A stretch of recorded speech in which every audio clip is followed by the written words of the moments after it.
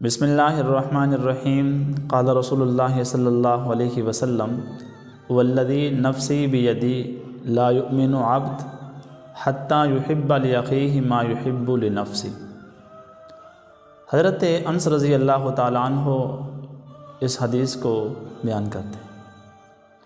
رسول اللہ صلی اللہ علیہ وسلم کا فرمان ہے کہ تم میں سے کوئی شخص اس وقت تک مومن نہیں ہو سکتا جب تک وہ اپنے بھائی کے لیے وہ پسند نہ کرے جو اپنے لیے پسند کرے۔ فہم حدیث کیا ہے؟ اخوت اسلام کا تقاضا ہے۔ رسول اللہ صلی اللہ علیہ وسلم نے کفر اور جاہلیت کے اندھیروں کو پاٹ کر جو جماعت تیار کی تھی، اس جماعت کے لوگوں کو رنگ، نسل، زبان اور تعصبات سے بالا کر کے نظریے کی بنیاد پر بھائی بھائی قرار دیا تھا۔ دو سگے بھائی، ایک باپ کی اولاد، نظریے کی بنیاد پر دو الگ الگ جماعتوں کا حصہ بن گئے۔ نظریہ اسلامی کو اختیار کرنے والے ایک خاندان کا حصہ بن گئے۔ خود قرآن نے انہیں باہم بھائی کے رشتے میں پرو دیا۔ فرمان خدا بندی ہے انما المؤمنون اخوہ، بے شک مومن آپس میں بھائی ہیں۔ فرمان رسول المسلم اخو المسلم، مسلمان مسلمان کا بھائی ہے۔ رسول اللہ صلی اللہ علیہ وسلم نے مسلم جماعت کے افراد کی مثال جسم واحد سے دی ہے کہ وہ ایک جسم کی طرح ہے۔ جس طرح جسم کے کسی حصے میں تکلیف محسوس ہو تو پورا جسم اس تکلیف کو محسوس کرتا ہے، تو ہمیں ایک دوسرے کا درد محسوس کرنا چاہیے۔ کسی کو تکلیف میں دیکھیں، کسی کو پریشانی میں دیکھیں، کسی کو تنگی میں دیکھیں، کسی کو مصیبت کا سامنا کرنا پڑتا ہے، تو ہمارا حق ہے کہ ہم ان کی پریشانیوں میں شریک ہوں، ہم ان کی مصیبتوں کو دور کریں، ہم ان کے درد کو بانٹنے والے بن جائیں۔ اس لیے تو حضور نے فرمایا تھا المسلم اخو المسلم، مسلمان مسلمان کا بھائی ہے۔ تو بھائی کب بنیں گے؟ جب ہم دوسروں کے درد کو محسوس کرنے والے بن جائیں، دوسروں کی پریشانی کو لینے والے بن جائیں گے۔ ہمیں جتنا ہو سکے ہم ان کی مصیبتوں کو دور کریں، تو پھر ہم بھائی بھائی ہیں۔ اسی طرح کا حدیث میں فرمایا کہ لا یؤمن احدکم، تم میں سے کسی فرد کا ایمان نہیں۔ مراد کیا ہے؟ مراد یہ ہے کہ تم میں سے کسی فرد کا ایمان مکمل نہیں ہو سکتا۔ یہاں مکمل ایمان کی نفی نہیں کی گئی، بلکہ تکمیل ایمان کی بات کی گئی کہ اس کا ایمان مکمل نہیں ہے۔ جو اس کا ایمان ہونا چاہیے تھا، اس حیثیت سے، اس مقام سے، اس بلندی سے، اس درجات تک اس کا ایمان نہیں پہنچا۔ ایمان مکمل اس وقت ہوگا جب انسان جو اپنے لیے پسند کرتا ہے وہ دوسرے بھائی کے لیے پسند کرتا۔ یعنی تم میں سے کوئی فرد ایمان کی حقیقت کو نہیں پا سکتا۔ جیسے کسی برے آدمی کے بارے میں کہا جاتا ہے اس میں تو انسانیت ہی نہیں ہے، تو اس سے مراد یہ ہوتی ہے کہ اس کے اخلاق اچھے نہیں، وہ اچھا انسان نہیں۔ حتی یحب لأخیہ ما یحب لنفسہ، تم میں سے کوئی فرد مومن نہیں ہو سکتا جب تک وہ اپنے بھائی کے لیے وہی پسند نہ کرے جو اپنے لیے پسند کرتا ہے۔ یہ حدیث باہمی محبت اور اخوت کا وہ بلند معیار ہے جس پر رسول اللہ صلی اللہ علیہ وسلم اپنی امت کے افراد کو دیکھنا چاہتے ہیں۔ مسلمانوں کی جماعت کے اندر مضبوط اور مستحکم تعلقات پیدا ہونے چاہیے۔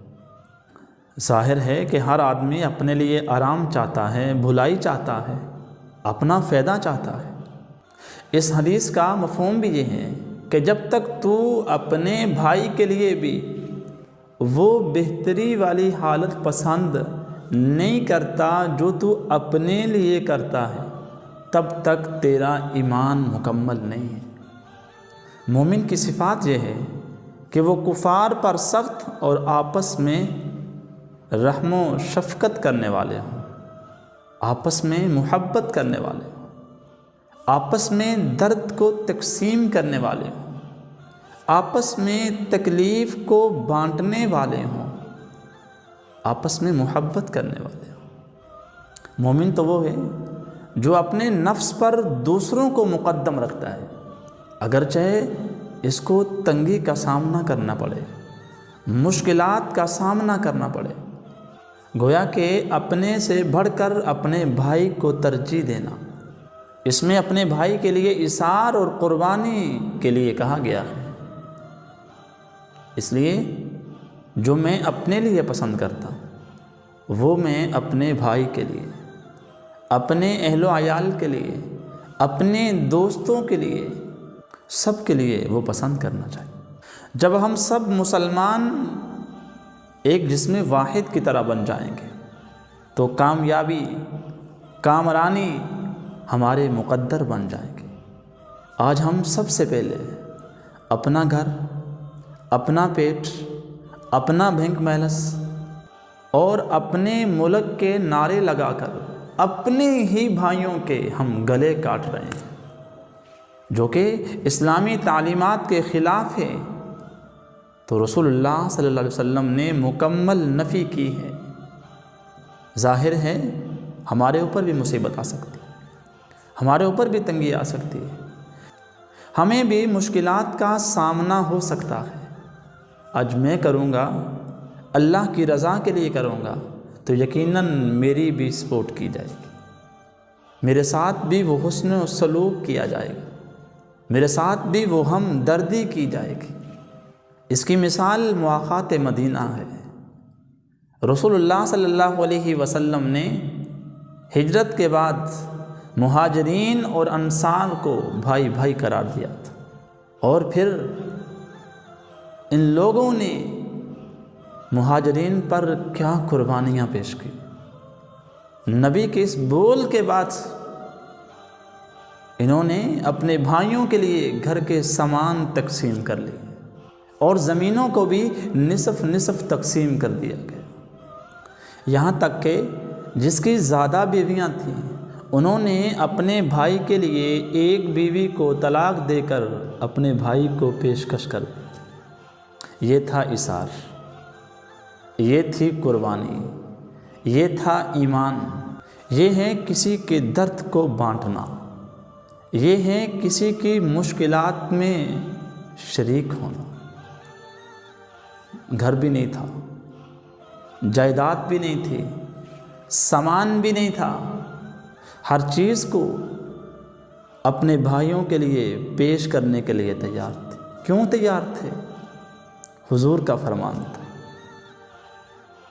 وہ غلام تھے، وہ مومن تھے، ان کا ایمان تھا۔